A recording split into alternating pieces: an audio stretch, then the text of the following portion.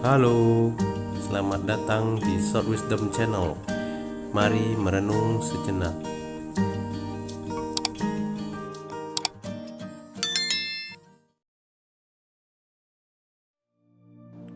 Semua orang memahami apa itu jam alarm atau jam waker, bagaimana cara kerjanya, dan apa fungsinya.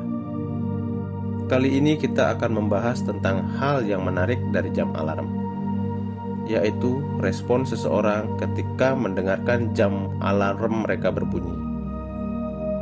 Mari kita golongkan karakter orang ketika merespon jam alarm menjadi 4. Karakter yang pertama, mari kita sebut dengan si tukang tidur. Karakter si tukang tidur ini adalah orang yang ketika mereka mendengarkan jam alarmnya berbunyi, maka mereka akan tetap tertidur lelap di atas kasurnya yang empuk, di bawah selimutnya yang hangat, dan tetap melanjutkan mimpinya.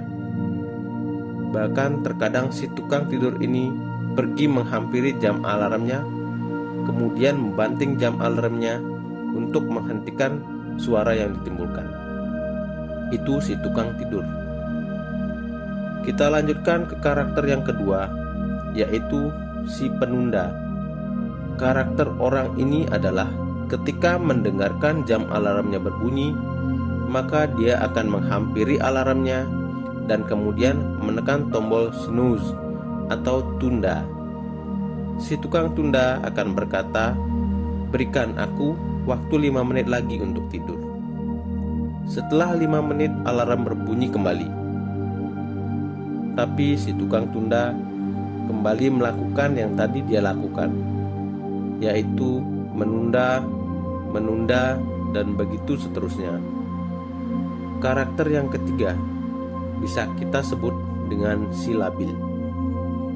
Orang dengan karakter ini ketika mendengar jam alarm mereka berbunyi, maka dia akan perlahan-lahan terbangun dari tidurnya dengan rasa terpaksa. Lalu dia duduk di pinggir kasur, mengusap-usap matanya yang masih mengantuk. Kemudian berpikir, "Aku rasa tidak ada yang penting yang perlu aku lakukan hari ini. Aku masih ingin bermalas-malasan." Dan akhirnya dia tertidur kembali. Karakter yang terakhir adalah si sadar. Orang yang memiliki karakter ini, di saat mereka mendengar jam alarm mereka berbunyi, maka mereka bergegas untuk terbangun, terjaga, dan memulai bersiap-siap untuk melakukan aktivitas yang seharusnya ia lakukan di hari itu. Apa yang bisa kita pelajari dari 4 respon orang terhadap suara jam alarm mereka? Mari bayangkan suara jam alarm tersebut merupakan sebuah bisikan rohani, kesadaran spiritual, pencerahan dalam hati yang kita tidak pernah tahu kapan akan menghampiri. Maka akan ada 4 respon orang menghadapinya. Karakter yang pertama, si tukang tidur. Ketika bisikan rohani, pencerahan, kesadaran dalam dirinya muncul, mereka akan tetap terlena, terbawa arus kegelapan kenikmatan duniawi, mengabaikan semua kebenaran yang ada, dan tetap menikmati hal-hal yang seharusnya tidak mereka lakukan, seperti korupsi, berjudi, dan hal buruk lainnya. Bahkan ketika ada orang yang berusaha mengingatkan, mengarahkan dia agar kembali ke jalan yang benar, dia akan malah membenci orang tersebut. Itulah si tukang tidur. Karakter yang kedua, si tukang tunda. Saat pencerahan dalam diri muncul, dalam hati dia berkata, "Baiklah, aku ingin berubah. Aku bisa berubah dan pasti berubah.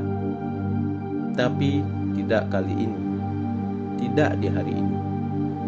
Aku masih belum bisa meninggalkan kenikmatan-kenikmatan yang aku dapatkan sekarang.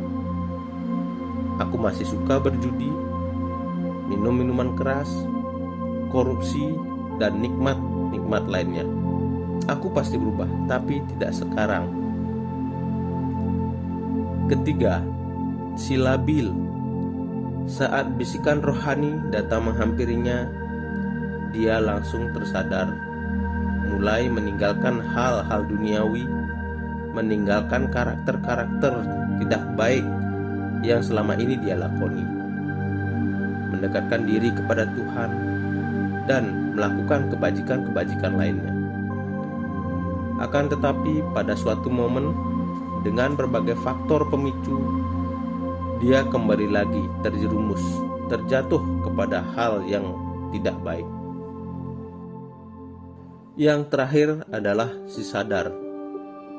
Ketika bisikan rohani, pencerahan dalam dirinya muncul, dia langsung tersadar, terjaga, menyadari dan memahami apa yang selama ini ia lakukan adalah kesalahan, kekeliruan, dan bukanlah hal yang baik.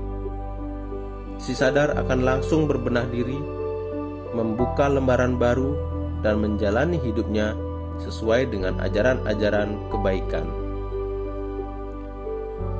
Kawan-kawan, marilah dengan kejujuran hati, kelapang dadaan melihat dalam diri kita, saat ini kita merupakan orang dengan tipikal yang mana?